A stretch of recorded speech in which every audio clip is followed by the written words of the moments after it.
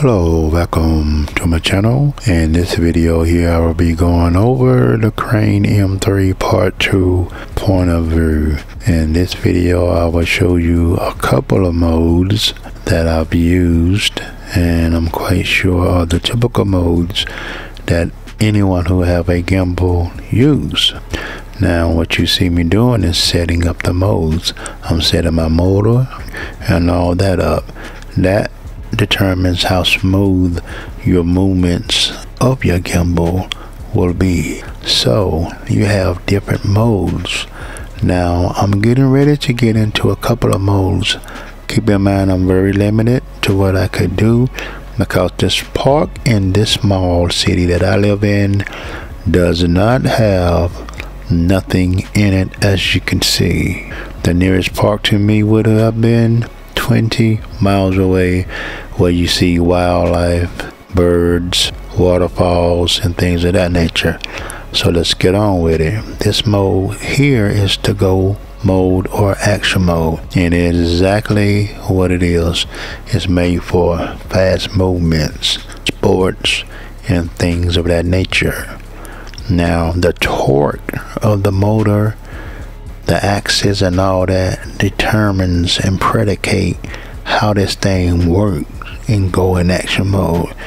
I have no idea. The only thing I know is, look at that. Just look at the responsiveness of this gimbal. It's unreal. It's crazy what these gimbals can do. However, I have a question. You see another mode that I'm in right now, and I guarantee you that you're gonna tell me that this mode is the same as another mode, and I want you to tell me in my comments what it is. Now the mode that I'm in, it is called the follow mode. You tell me if there's a difference in the follow mode versus the pan mode. Now I know the follow mode that I'm in now, it is a 360-degree axis. You can follow subjects, objects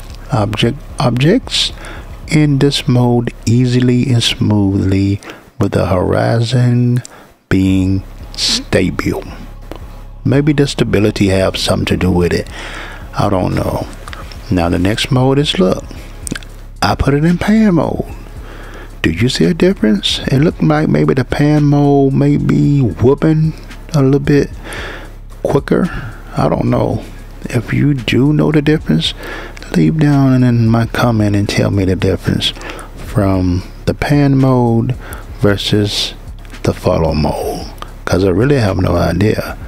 Now I know this thing has a tracking mode as well, which means you can have it setting on this tripod that come with it, or you can have it set on a traditional tripod and everywhere you go it'll go. But this mode here that I'm in now, it is what Instagram came out with first. It is called portrait mode.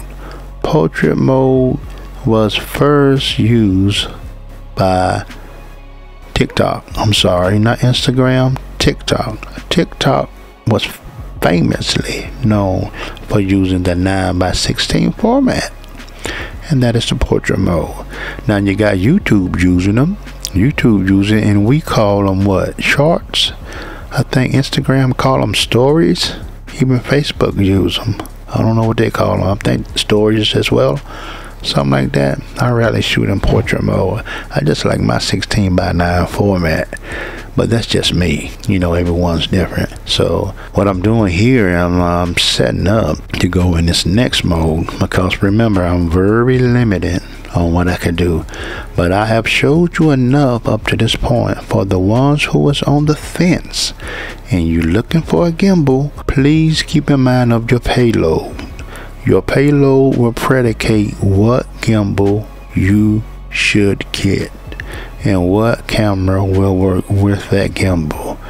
The purpose of me getting this gimbal is because I have a Sony Zv-E10, which is a compact camera, and it's a small camera compared to a full frame.